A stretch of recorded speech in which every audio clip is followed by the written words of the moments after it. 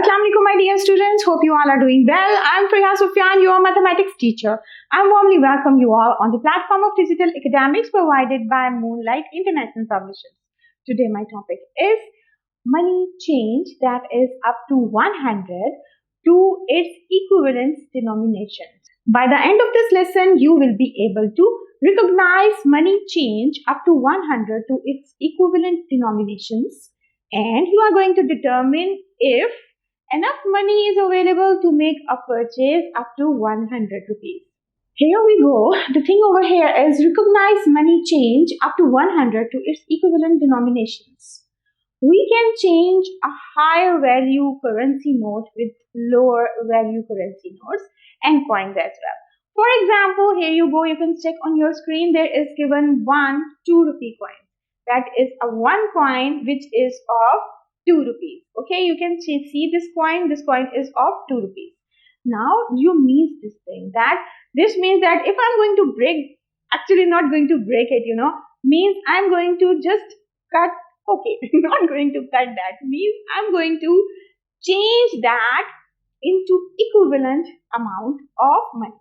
Well, this equivalent amount of money means that the money less than this money which is 2 rupees. So you know that there is in Pakistan 1 rupee instead of 2. You know that.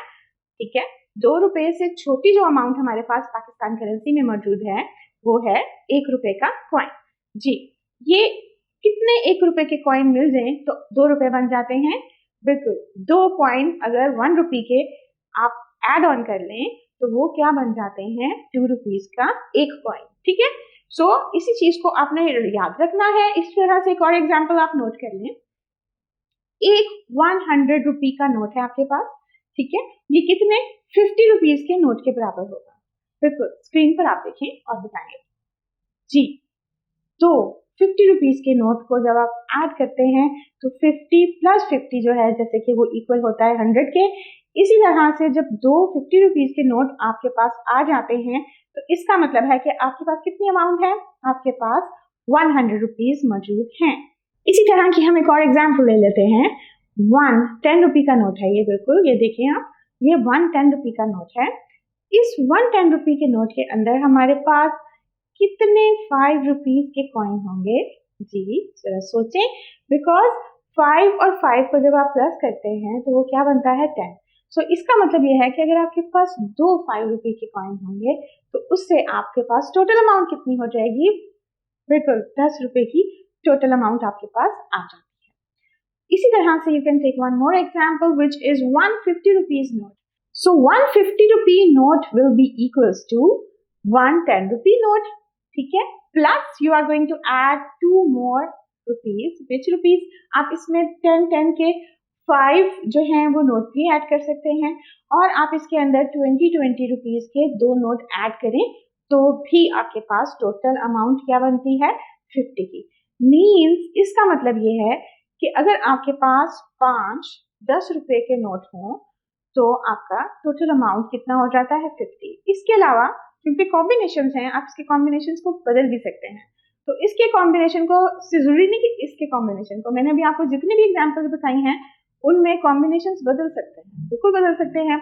ये combination कैसे बदल सकते हैं. For example यहाँ पे जो मेरे पास आपको स्क्रीन पे नोट नजर आ रहे हैं ये 1 10 रुपी का नोट है, जबकि जो 2 नोट नजर आ रहे हैं आपको वो 20 रुपीज के हैं. तो 20 प्लस 20 होता है 40. 40 प्लस 10 इज इक्वल टू किसके हो जाता है. बिल्कुल किसके हो जाता है 50 के.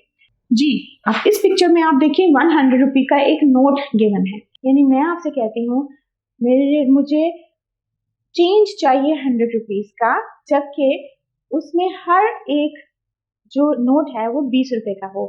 तो आप मुझे कितने नोट देंगे. सोचें जरा इस चीज को और डिसाइड करें और बताएं. जी बिल्कुल, आप मुझे 5 20 रुपीज के नोट देंगे बिकॉज 5 2s are 10 10 मीन्स और 5 20s are 100. सो इसी का मतलब है कि मैं अगर 5 20 रुपीज के नोट आपको दूं तो वो भी इक्विवेलेंट किसके होंगे 100 रुपीज के. चलिए जी, अब थोड़ी सी प्रैक्टिस कर लेते हैं, इस पर थोड़ा सा रिकॉल कर लेते हैं. So let's read the statement. Change the following currency note. So here the currency notes are given in part A, B, C, D and E. So पहले पार्ट को हम पढ़ते हैं. पहला पार्ट है इन मनी. कितने की मनी है? 10 रुपीज की. हाउ मेनी कॉइन्स ऑफ 5 का जो कॉइन है वो कितने की करेंसी में चेंज होगा? जी हाँ, this is the same thing. So you are going to write in this empty box, you are going to write 2. Okay, so right now check the part B. In the part B there is written in 20 rupee note, how many notes of 10 rupees will be provided so that we will have an equivalent amount of rupees 20. This is what the question is saying. So इसकी explanation ये थी जो मैंने आपको भी बताई है. So इसमें अगर मेरे पास 20 रुपीज चाहिए, जैसे कि अभी मैंने पिछले एग्जाम्पल में आपको बताया, तो मेरे पास 10 रुपए के कितने नोट होंगे? तो वो इक्वल होंगे 20 के. बिल्कुल, वो 2 नोट अगर मैं आपको प्रोवाइड करूं 10-10 रुपए के, तो वो बराबर हो जाएंगे 20 रुपीज के. इसी तरह से पार्ट सी में आप देखें. In part C there is written in 50 rupees how many coins of 5? You know, just recall 5 time table. 5 10s are 50. So इसमें आप आंखें बंद करके भी अगर आपको नहीं समझ आ रहा, फॉर एग्जाम्पल, तो आप टेबल्स को रिकॉल कर सकते हैं और इसको लिख सकते हैं, या आप इसकी प्रैक्टिस के लिए ये भी कर सकते हैं कि फेक करेंसी या आप अपने मामा पापा से कुछ कॉइन्स ले लें, उन कॉइन्स की बार्गेनिंग कर कर उनको ब्रेक कर कर आप एक बड़े नोट को छोटे नोट में ब्रेक करने का मकसद ये बिल्कुल नहीं है कि आप उसको फाड़ के फेंकेंगे, बिल्कुल भी नहीं. आप उसको ब्रेक करेंगे उसके इक्विवेलेंट अमाउंट में, यानी उसका चेंज प्रोवाइड करेंगे. Okay, so you have to be very careful while doing it. So because इसमें आपने अमाउंट को ब्रेक करना है छोटी करेंसी में. ठीक है, so here it goes. In this question you are going to write what? 10. So 10 आपने इस एम्प्टी बॉक्स में लिख देना है. इसी तरह से पार्ट डी में आप देखें, इन 100 rupee note how many notes of 20 will be there?